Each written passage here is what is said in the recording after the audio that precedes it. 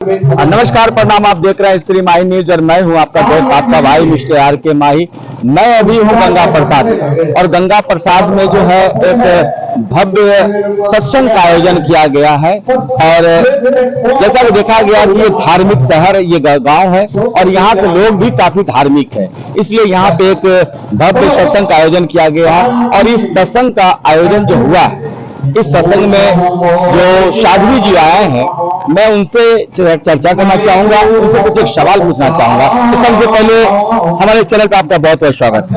धन्यवाद। जय श्री राम। जय श्री राम। कहना यह है कि आपका नाम मैं सबसे पहले जानना चाहूंगा, क्योंकि हमारे दर्शक जो देख रहे हैं वो आपका नाम जरूर जानना चाहेंगे। मैं देवी श्वेताम्बरा श्रीधाम वृंदावन से आई हूँ।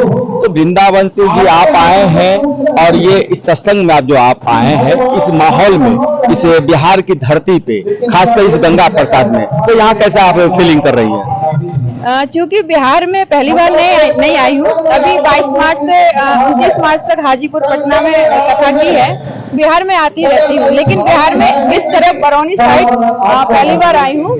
बिहार तो बहुत आध्यात्मिक भूमि है और हमारे संतों की भूमि है, ये दिनकर की भूमि है।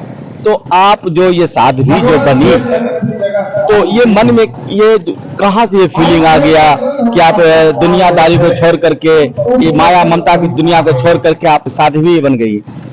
संत बना नहीं जाता है, संत हुआ जाता है। बनना अलग चीज है, होना अलग चीज है। कपड़े पहनने से संत बन गए वो चीज अलग है, लेकिन हमारी बचपन से जो सोच है, जो परंपरा है, जो विचारधारा है, उससे संत होना अलग बात है। आपके परम गुरु कौन है? दीदी माँ रितम्बरा जी। तो यहाँ के जो दर्शक हैं, जो ऑडियंस हैं, उनसे आप क्या कहना चाहेंगे हमारे चैनल के माध्यम से? चैनल तो सभी जगह जाएगा। मैं यही कहना चाहूंगी कि सभी सनातन धर्म से जुड़ें और एक हो। आज के समय में हम लोगों को एक होने की बहुत आवश्यकता है।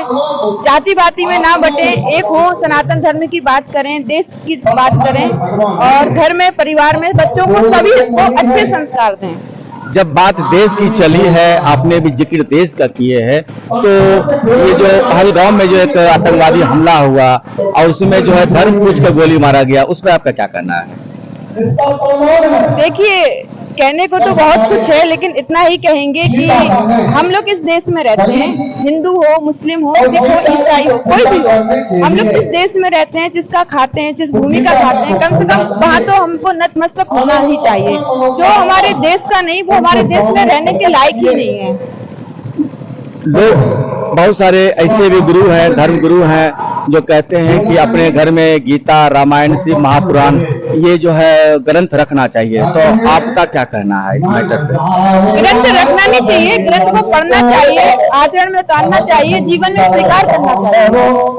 तो आजकल के जो युवा पीढ़ी है, खासकर जो कम उम्र की लड़कियां हैं, वो देखा जाता है कि अक्सर अश्लील गीतों पे रील्स बनाते हैं, उनसे आप क्या कहना चाहेंगे? मैं यही कहूंगी कि ये देश जो है साध्वियों का है, विदुषियों का है, मदालसा, माता गार्गी, मैत्री, इन लोगों का देश है। अश्लीलता फैलाने वाली नारियों का देश नहीं है।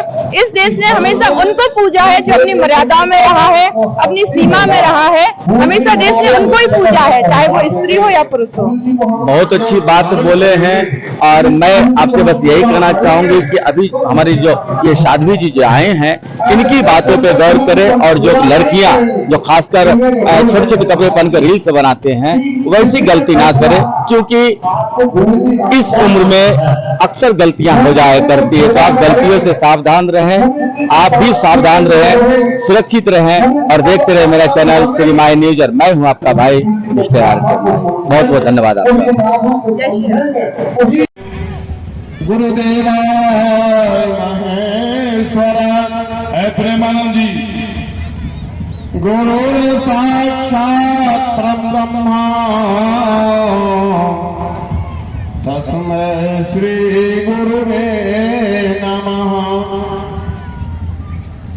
अखंड मंडलाकारं व्याप्तं येन चराचरं तत्पदं दर्शितं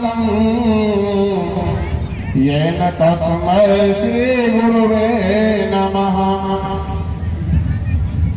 अखंड प्रणायक श्री राम जी महाराज।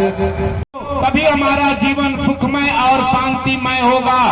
इसी सुखमय शांतिमय जग सुखमय बनाने के लिए यह सत्यान जग का सुनी समझाई जन्मुदित मना मज्ज अति अनुराग समाज प्रयाग। यह संतों का समाज चलता फिरता तीर्थराज प्रयाग है। इसमें कोई आनंदित का मन निर्मल होगा। बाहर के तीर्थों में स्नान करोगे तो केवल तन निर्मल होता है। गंगा में स्नान करो, इसमें आकर के श्रवण करो और अपना जीवन का कल्याण करो। इसी में हम सभी की भलाई है। हमारे बीच में बड़े बड़े गुरु का एक वचन, एक शब्द गुरुदेव को अगर कोई मान ले और उसके जीवन में जैसे अमूली माल एक शब्द को मान लिया कि तुम तो मैं तो ठहर गया, तू कब ठहरोगे, बस पल में ही परिवर्तन हो गया। हम सत्संग में कितना देरी बैठते हैं, कितने देरी में हमारे जीवन में सत्संग कितना उतरता है। तो संतों की वाणी को अपने हृदय में उतारो और परिवर्तन